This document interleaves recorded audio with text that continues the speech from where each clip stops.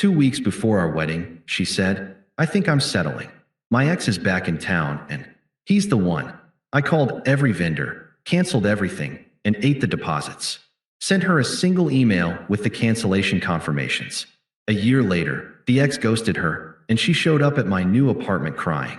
Hey viewers, before we move on to the video, please make sure to subscribe to the channel and hit the like button if you want to see more stories like this. Thanks.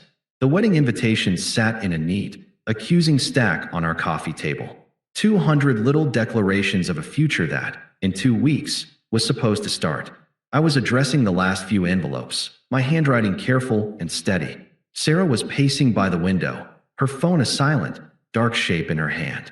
For 3 days, she'd been like this. A ghost in our apartment. I'd chalked it up to pre-wedding jitters, the overwhelming stress of finalizing 100 details. I'd taken on more, trying to lift the weight, confirming with the band, finalizing the menu with the caterer, hoping my quiet efficiency would calm the storm I saw brewing behind her eyes. I put the pen down. Sarah, talk to me. Is it the seating chart? Aunt Carol threatening to wear white again. We can fix anything. She stopped pacing but didn't turn from the window. The city lights painted her profile in cool blues and yellows. It's not the wedding. The quiet way she said it, the detachment, sent the first real trickle of ice down my spine. Okay, I said, keeping my voice even.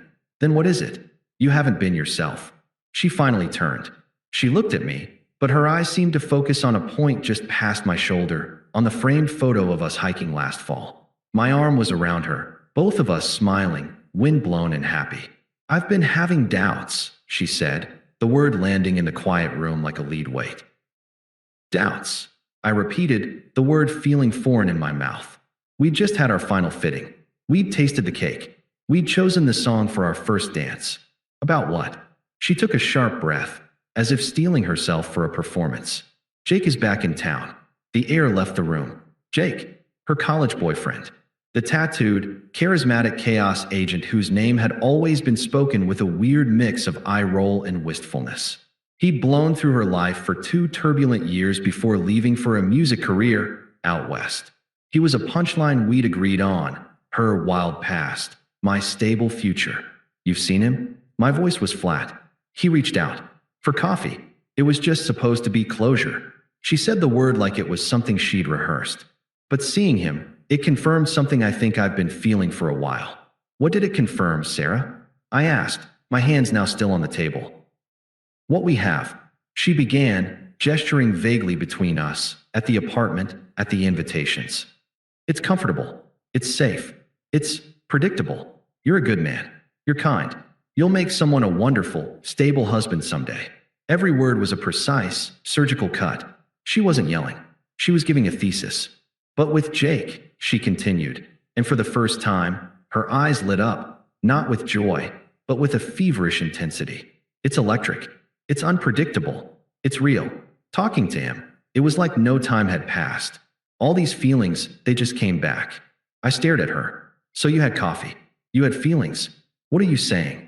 I'm saying I think I've been settling, she said, and the clinical finality of it was the cruelest part.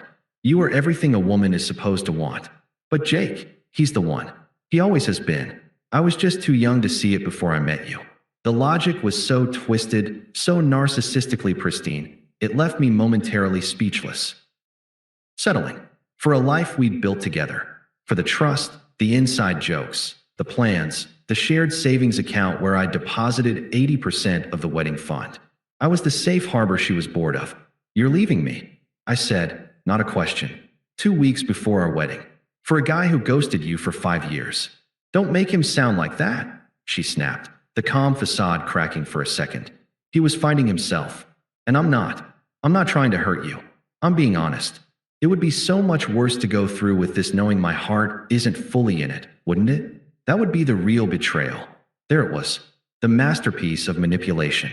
She was the brave one, the honest one, sparing us both a lifetime of mediocrity. My devastation was just collateral damage on her road to authenticity. I didn't cry. I didn't raise my voice.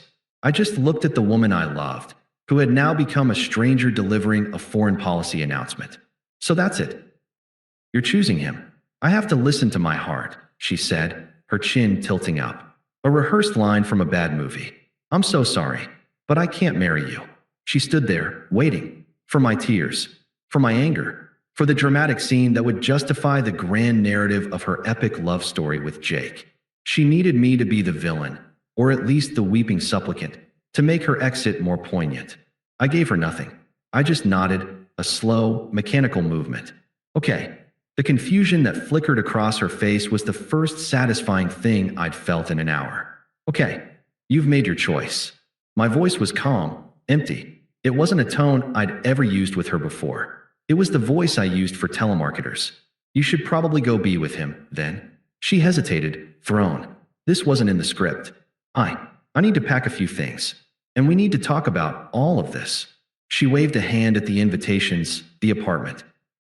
There's nothing to talk about, I said, standing up. I felt detached, floating above my own body. You ended it. The rest is just logistics. Get what you need. I'll be in the bedroom. I walked away from her, leaving her standing alone in the living room, surrounded by the ruins of a wedding she no longer wanted. I closed the bedroom door and listened. I heard the rustle of her grabbing a suitcase from the hall closet, the muted sounds of her moving through the apartment for 10 minutes. Then the front door opened and closed with a soft, final click. The silence she left behind was the loudest sound I'd ever heard. I didn't sleep. I sat on the edge of the bed she'd just emptied her side of, in the dark, and let the numbness hold me together. When the gray light of dawn crept in, the numbness had crystallized into something else. A cold, clear, singular purpose. The wedding was a contract. She had voided it. My job was to administratively terminate all associated assets.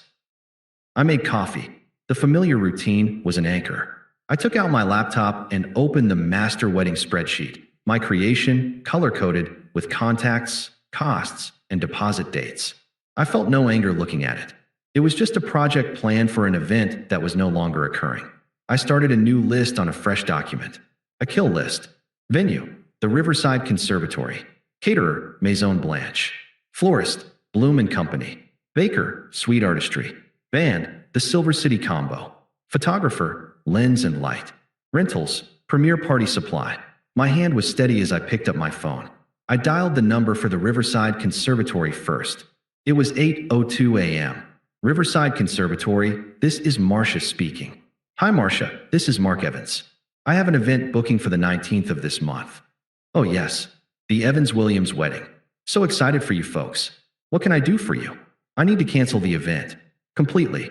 A pause. Oh, I'm so sorry to hear that. Is everything all right? Would you like to discuss rescheduling? No, thank you. A full cancellation. I understand the deposit is forfeit according to our contract. Well, yes, that's correct. But are you sure? This is very last minute. The full deposit was quite substantial. I'm sure. Please process the cancellation and email the written confirmation to the address on file. Thank you for your help, Marcia. I hung up before she could offer condolences. I didn't want pity. I wanted confirmations. I called the caterer next. Then the florist. My script was the same. Polite, definitive, devoid of emotion. I was a customer service bot executing a command. I need to cancel the order for the 19th. Full cancellation. Yes, I forfeit the deposit. Please email the confirmation. With each call, a piece of our imagined future was dismantled. The salmon entrees, the peony centerpieces, the 3-tier vanilla bean cake, the band's playlist that ended with "You are the best thing."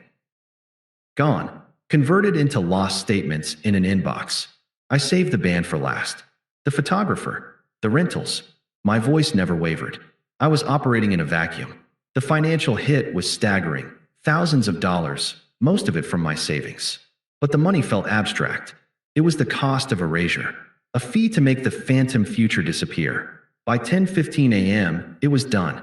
My inbox began to ding, one by one, with PDF attachments titled "Cancellation Confirmation." I packed a single suitcase. Clothes, toiletries, my laptop, the small lockbox with my passport and important documents. I didn't take a single photo. I didn't touch her things. I just needed to be gone from this museum of a life that was now defunct.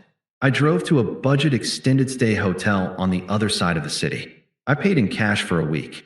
The room was bland, beige, and anonymous. Perfect.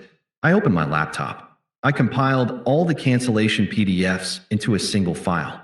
I opened a new email. I typed her address. The body of the email required no thought. It was a clinical report. To Sarah subject, wedding arrangements as per your decision. All wedding arrangements have been terminated. Attached are the cancellation confirmations. All deposits have been forfeited. I will be in touch to arrange a time to collect the remainder of my belongings. Mark, I attached the PDF. My finger hovered over the trackpad. There was no rage, no sadness, no satisfaction. There was only the finality of a task completed. I clicked send. Then I turned my phone off.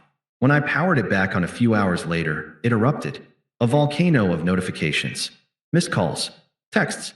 The first one from Sarah, time-stamped 11 minutes after my email. Sarah, what is this? What did you do? Then, 5 minutes later, call me. Now, we need to talk about this like adults. Then, you can't just unilaterally cancel everything. My parents are calling. Then a voicemail. I played it on speaker, my face expressionless. Her voice was shrill, stripped of all its earlier calculated calm. Mark, what the hell is wrong with you? Do you have any idea how much money you just threw away? My mother is hysterical.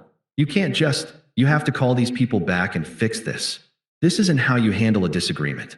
Call me back right now, you selfish, insane bastard. Click.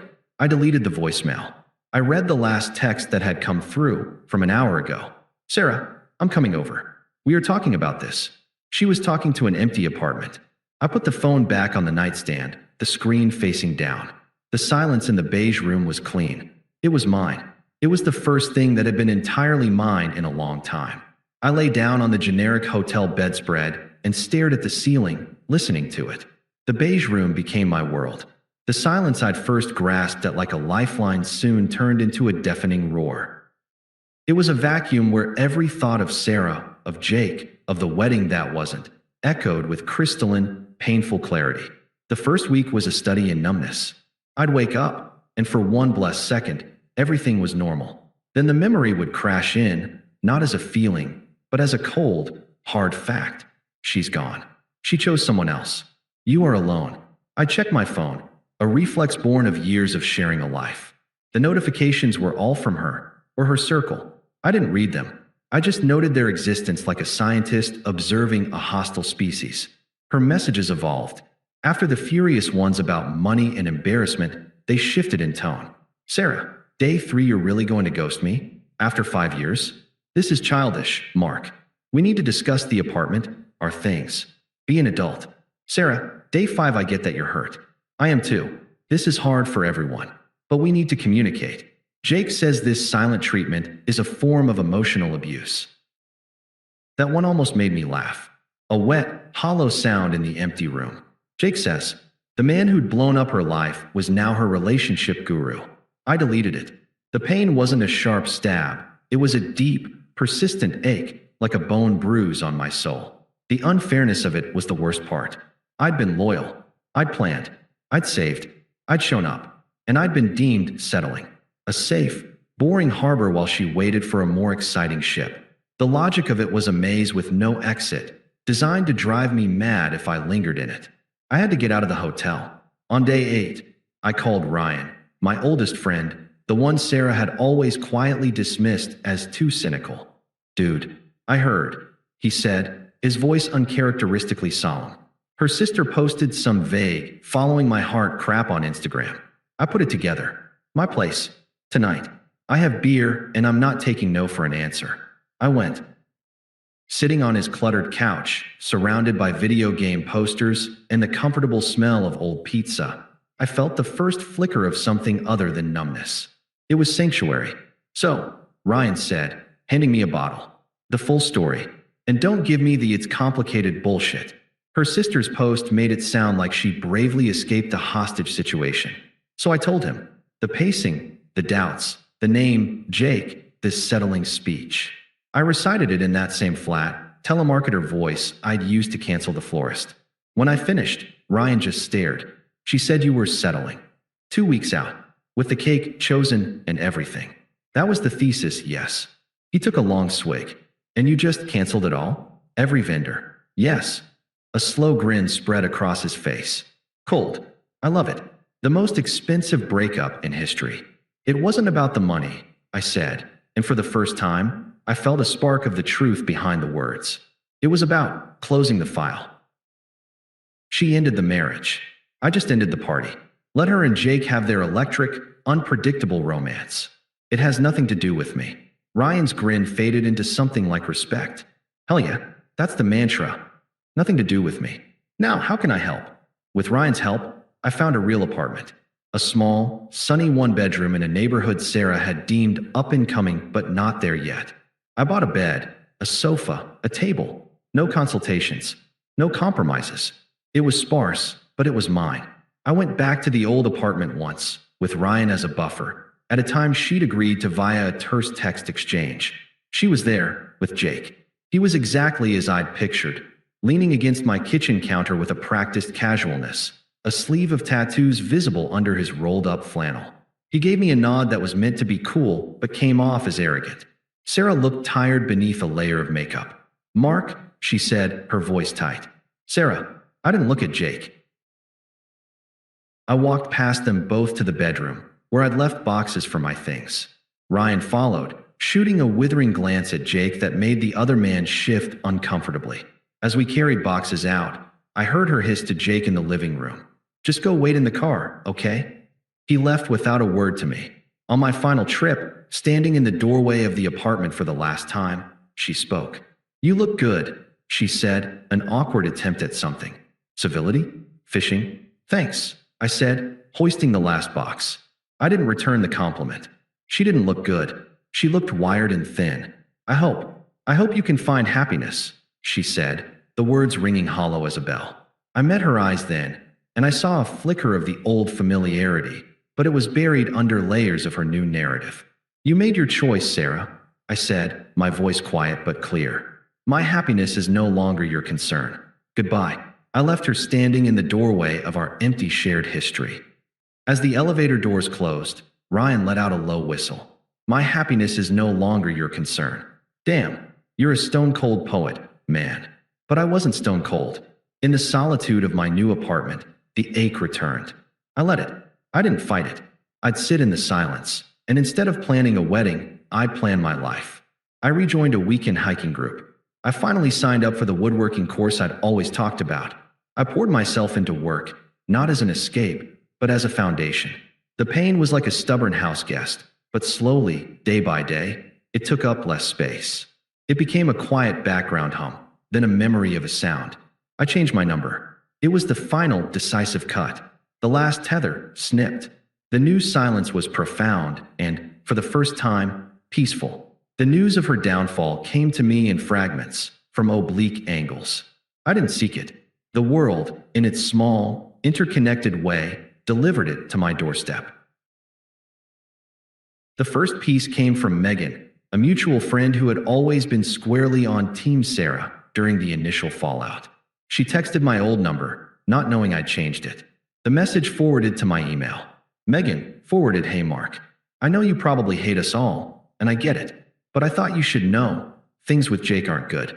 He's not who she thought. He's taken a bunch of money from her for some business venture, and he's never around. She's a mess. I just feel guilty. Maybe you were right. I'm sorry." I stared at the words on my screen. Maybe you were right. Not an apology to me, but a confession of her own poor judgment. I felt nothing. No schadenfreude, no pity. It was a weather report from a country I'd left. Conditions, stormy. I deleted the email. The second piece was visual. Ryan, ever the vigilant scout, sent me a screenshot. It was from Jake's Instagram, which was set to public. The post was a blurry photo of the open road from a car window. The caption, "Gotta keep moving." On to the next vibe. Victory hand checked Sarah's. Ryan's accompanying text read, "Radio silence for 3 weeks. Then this yesterday." He sent another screenshot. It was a story post, just text on a dark background. It read, "When you realize the adventure was just a detour to nowhere. The plot thickens," Ryan wrote. Or more accurately, collapses. The final, definitive piece came via my parents. My mother, who had been heartbroken but fiercely protective of me, called one evening, her voice laced with grim satisfaction. "You'll never guess who your father ran into at the golf club," she began. "Sarah's dad." I guessed, leaning against my kitchen counter. Through the window, I could see the lights of my new neighborhood twinkling peacefully. Bingo. And he looked, according to your father, like he'd aged 10 years. He was all fake smiles until your dad asked how Sarah was doing. Then he just deflated. My mother paused, and I could hear the clink of her teacup. Apparently, that Jake character bled her dry. Took almost $15,000 for some record studio time. That never happened. Then, last month, he just vanished. Cleared out his stuff from her apartment while she was at work and blocked her on everything. Left her with a maxed-out credit card he'd borrowed. I listened, watching a couple walk hand in hand down the street below. I felt a distant, academic interest. That's unfortunate, I said. Unfortunate, my mother spluttered. It's karmic justice is what it is. She destroyed everything for a common grifter. And now, Mark, listen to this. Now she's telling people she made a terrible mistake, that she was manipulated, that she never stopped loving you. She's trying to rewrite history. Let her, I said, my voice calm. Her history has nothing to do with my present. There was a long silence on the other end. You're really okay, aren't you? She said, her tone shifting from fury to wonder. I'm building a good life, Mom. A quiet one. What she's doing, it's just noise from another room. But the noise was trying to find its way back to my door. A week later, a voicemail appeared on my new, private number. I have no idea how she got it. Her mother's voice, saccharine and strained, filled my car as I drove home from my woodworking class. Mark, dear, it's Linda, Sarah's mom. I know this is highly unusual. We've all been through such a trial, haven't we? That horrible man. He's really done a number on our girl. She's not well. She's lost so much weight. She just sits and cries. She realizes now what she had, what she threw away in a moment of foolishness. We all make mistakes, Mark. You loved her once. As a mother, I'm begging you. Just talk to her. Just a coffee. She needs closure. You're a good man. Don't you think you owe her that, after all your history? The manipulation was so thick, it was almost impressive. Our girl. A trial. Don't you owe her? I felt a cold spike of anger, not for me, but for the sheer audacity. The entitlement that believed my peace was something I owed to the person who shattered it. I didn't delete it immediately. I saved it. I played it again when I got home, sitting in my quiet, clean living room, surrounded by the smell of fresh-cut pine from my class project. I listened to every wheedling, guilt-laden word. Then I drafted a text. I didn't send it to her mother. That would be an engagement. I sent it to Ryan. Me. Her mother just left me a voicemail, playing the sick daughter card, saying I owe Sarah closure. Ryan, LOL. The audacity. What's your move, Ghost General? I looked around my apartment. At the books on my shelf, chosen by me. At the hiking boots by the door. At the half-finished cherrywood box on my workbench. This was my life. It was small, and it was real, and it was untouchable. Me, no move. She's a phantom. You don't negotiate with phantoms. I deleted the voicemail. The chapter was over. The main character had moved on. But as I turned off the light, a cold certainty settled in my gut. Phantoms don't always know they're dead. And this one, desperate and unraveling, was going to try to haunt a place that was no longer her home. The first text arrived on a Tuesday evening. I was sanding the edges of the cherrywood box, the rhythmic swish-swish of meditation. My phone buzzed on the workbench. Unknown number. Mark. It's Sarah. I know you changed your number. I had to beg my cousin who works at the cell provider. Please don't be angry. I need to talk to you. The sawdust in the air seemed to hang still for a second.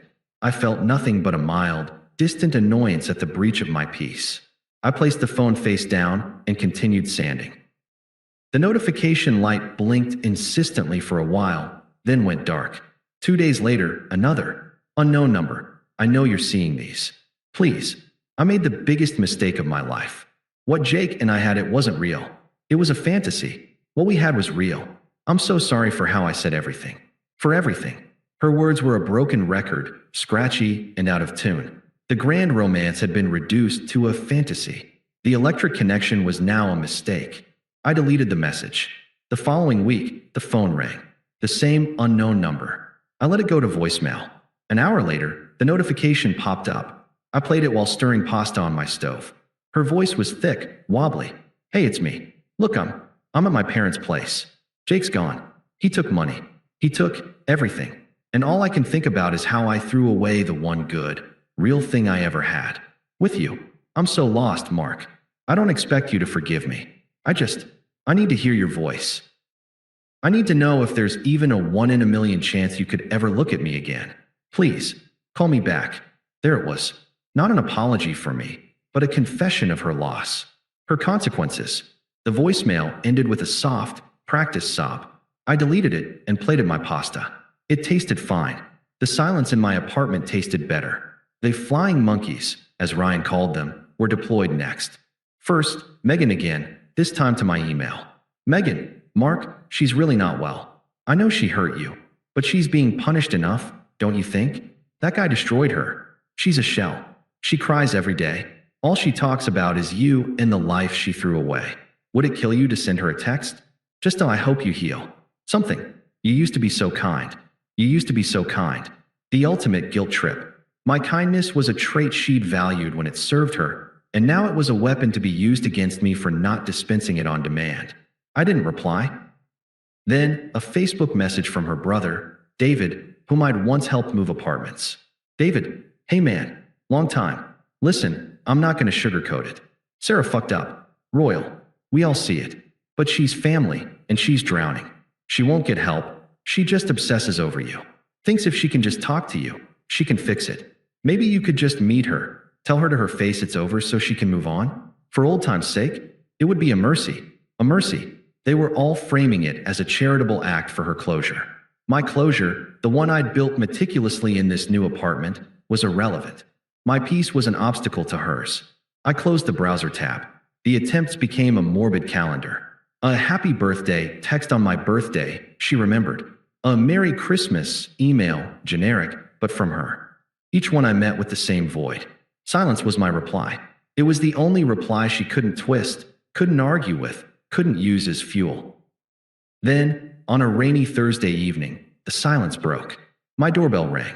I wasn't expecting anyone. Ryan had a key for emergencies.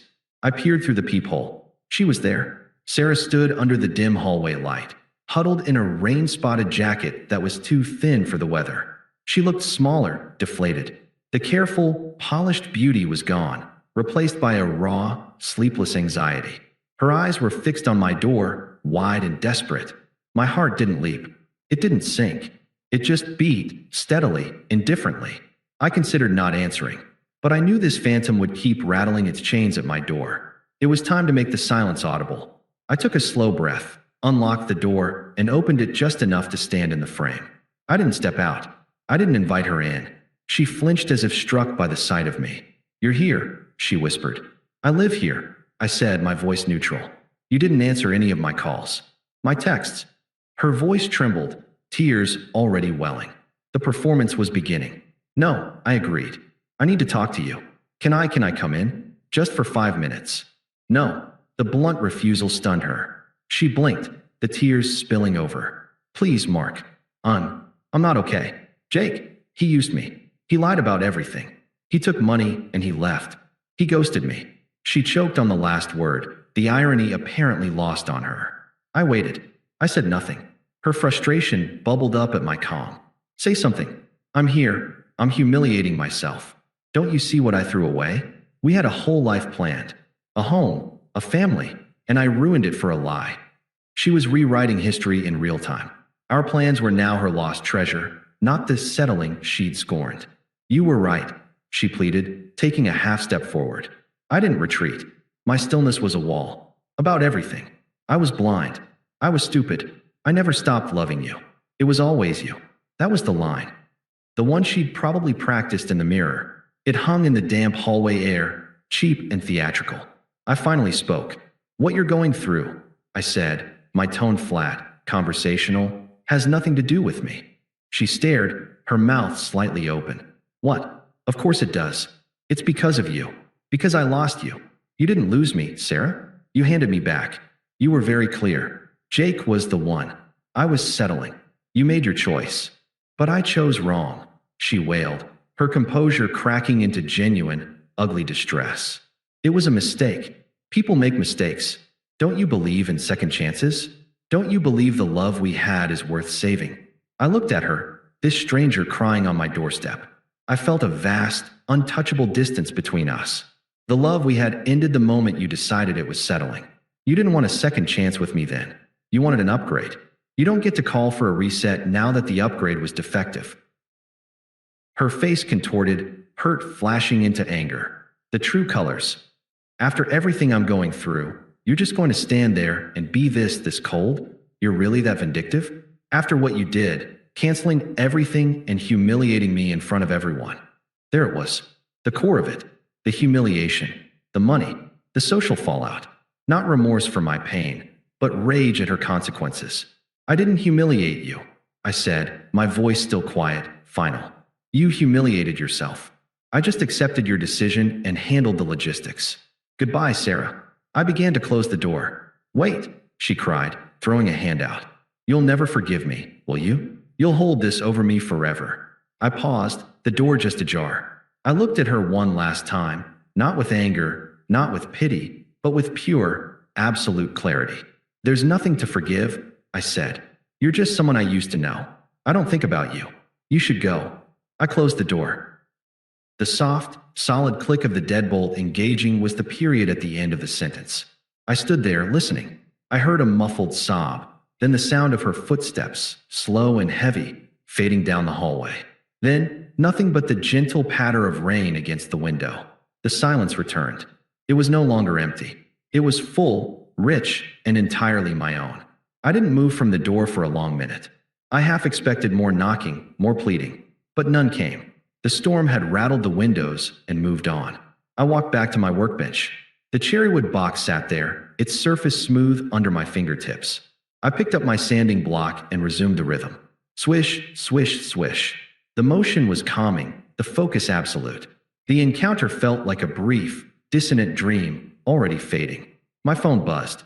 A single text from the unknown number. Unknown number. I'm sorry. For everything. I see now. You're happy without me. That hurts more than anything Jake did. It was her final gambit. A bid for sympathy by acknowledging my happiness as her punishment. It was still, ultimately, about her pain. I didn't block the number. I simply deleted the message and placed the phone in a drawer. Ignoring it was more powerful than blocking it. Blocking was an action, a reaction. Deletion was erasure. The next morning, the sun was out, gleaming off the rain-washed streets. I had my hiking group. As I laced up my boots by the door, I glanced at the spot where she'd stood. There was no ghost, no residue. Just my own reflection in the hallway mirror. A man looking back, clear-eyed and undisturbed. Thanks for watching. Make sure to subscribe to the channel and hit the like button. What do you think about this story? Share it in the comments.